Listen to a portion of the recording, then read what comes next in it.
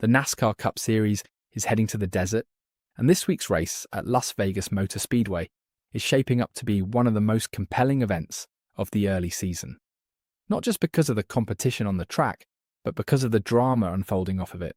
One of Hendrick Motorsports' key drivers won't be behind the wheel.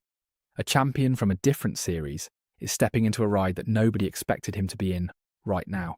And the title picture is already beginning to shift after just a handful of races. Las Vegas is always electric. This year, it might be more unpredictable than ever. Before we get into everything happening with the number 48 car, let's set the stage. Las Vegas Motor Speedway is a 1.5-mile intermediate track, and in the world of NASCAR, that distinction matters enormously. These are the tracks that often define a championship.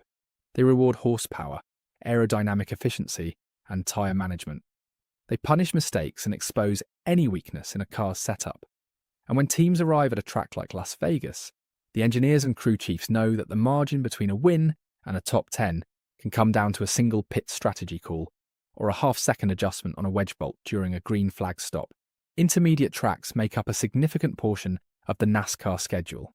Tracks like Charlotte, Michigan, Kansas, Atlanta, and Las Vegas are all built on the same blueprint, and learning how to go fast at one of them often means learning how to go fast at all of them. That's why team performance on these circuits carries so much weight in the standings. You don't have to be great at road courses or super speedways to win a championship. But if you can't run up front on the intermediates, your season is going to be a long one. And no one has understood that better than Hendrick Motorsports and Joe Gibbs Racing. These two organisations have spent the last several years trading victories on 1.5-mile ovals, like boxers trading punches in a championship bout. They have the engineers, the funding, the data, and the talent to extract every tenth of a second from a race car at these tracks, and it shows in the results. When NASCAR rolls into an intermediate, the conversation almost always begins and ends with one of these two powerhouses. Kyle Larson, driving the number 5 Chevrolet for Hendrick Motorsports, has been the most dominant force on 1.5-mile tracks in the next-gen era. He leads all active drivers in wins on this type of circuit, and that number is not a coincidence. Larson is a driver built for these tracks. His ability to carry corner speed, manage his tyres over long runs, and make decisive moves in traffic is second to none.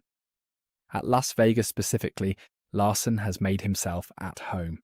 He has won there multiple times and arrived this weekend as one of the clear favourites. If you are looking for someone to build your winning prediction around, his name belongs at the top of the list.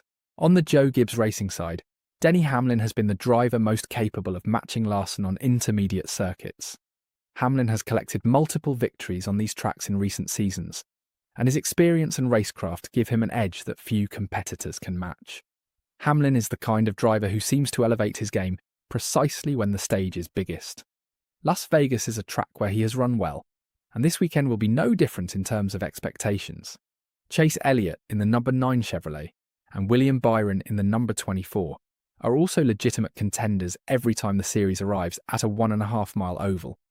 Byron in particular has been on a strong run recently and will be looking to extend that form. The depth within Hendrick Motorsports alone makes them the team to watch every single week on this type of track. Under normal circumstances, all 4 of their entries would be considered title threats by the time they pull out of pit lane. But these are not normal circumstances, because one of those 4 Hendrick Motorsports cars is going to have a different driver this weekend. And the story behind that change has been one of the most talked about developments in NASCAR over the past 2 weeks. Alex Bowman, the 32-year-old driver of the number 48 Ally Chevrolet, will miss his second consecutive Cup Series race. The reason is vertigo. It began during the March 1 event at the Circuit of the Americas road course in Austin, Texas. Bowman made it 71 laps into that race before the symptoms became too severe for him to continue safely. He climbed out of the car while the race was still running, and Myatt Snyder stepped in to finish the day. It was a striking moment, the kind you don't forget. Watching a driver who was clearly in the middle of a fight for position simply having to walk away from his machine. In the days that followed, the diagnosis came back: vertigo. For those unfamiliar, vertigo is a condition that causes intense dizziness and disorientation, often triggered by changes in head position or movement. In everyday life, it is disabling. Inside a race car travelling at nearly 200 miles an hour, it is genuinely dangerous. NASCAR is not a sport that forgives lapses in concentration, and it certainly does not forgive a driver whose sense of balance and spatial awareness is compromised. There was simply no path back to the cockpit until doctors gave the all clear. That clearance has not come. Bowman missed the Phoenix Raceway event the following weekend, where Anthony Alfredo drove the number 48 as a substitute. Alfredo ran a solid race before getting caught up in a crash, finishing 33rd through no real fault of his own. And now, heading into Las Vegas, the announcement came midweek. Bowman is still not medically cleared.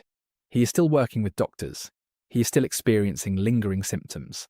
And the team, to their credit, has been straightforward about their priority. Jeff Andrews, the president and general manager of Hendrick Motorsports, said it plainly. The goal is to make sure Alex is fully ready before he returns to the race car. Not just ready enough, fully ready. That kind of statement says something about an organisation. There is a real temptation in a professional motorsport to push a driver back into competition before they are truly healthy. The points are ticking away. The standings don't pause for anyone. But Hendrick Motorsports is being patient, and that patience reflects both their faith in Bowman as a long-term asset and their genuine concern for his well-being. Still, the situation is serious from a competitive standpoint. Bowman now sits at the very bottom of the point standings among full-time chartered drivers. He is already more than 70 points behind the current playoff cut line, and that gap is growing with every race he misses. Even if he returns next week at Darlington, the math is difficult. To make the playoffs, Bowman would almost certainly need to win a race. He is a capable driver who has done it before, but missing the beginning of the season, with no clear return timeline, changes everything about how the next several months are going to look for the number 48 team. Into that void steps Justin Allgaier, and honestly, if you are going to have a substitute driver, Allgaier is about as good a choice as any team in NASCAR could ask for. The 39-year-old veteran is one of the most experienced and respected drivers in the Chevrolet pipeline. He has made 84 career Cup Series starts, and while his top-level statistics don't tell the full story, his depth of knowledge and his feel for a stock car absolutely do. He won the NASCAR O'Reilly Auto Parts Series Championship in 2024 with JR Motorsports, which is an affiliate of Hendrick Motorsports. And just this past weekend at Phoenix, he won an O'Reilly Series race, arriving in Las Vegas on the back of fresh momentum. This is not Allgaier's first time filling in for a Hendrick Motorsports driver. He has done this before, including a stint for Jimmy Johnson at the Brickyard and a fill-in for Kyle Larson at Charlotte in 2024, where he finished 13th in a very competitive field. He knows these cars, he knows the people, and he knows what Las Vegas Motor Speedway demands. Allgaier actually won the O'Reilly Series race at Las Vegas just a year ago, so his comfort level at this track is as high as it gets for a driver stepping into an unfamiliar seat. When asked about the opportunity, Allgaier was gracious and focused. He expressed his best wishes for Bowman's recovery, and then made clear that his job this weekend is to go out and make Alex and everyone on the 48 team proud. That's the right mindset. That's a professional who understands the assignment. So here we are. The Pennzoil 400 at Las Vegas Motor Speedway is set for Sunday afternoon. Kyle Larson is chasing another win on a track he has mastered. Denny Hamlin is hungry. Chase Elliott and William Byron will push the entire Hendrick operation toward the front. And in the number 48 Chevrolet, Justin Allgaier will be doing everything in his power to honour the seat he is borrowing, knowing that somewhere away from the track, Alex Bowman is watching, recovering, and waiting for the moment the doctors tell him he can go racing again. Las Vegas is never just about the race. It is about the storylines. It is about the unexpected. And this weekend, it has both in abundance. We will see who takes the checkered flag on Sunday. But no matter what happens on track, the most important result of this Las Vegas weekend might be the news that comes next week, when the sport holds its breath and hopes to hear that Alex Bowman is finally cleared to get back behind the wheel.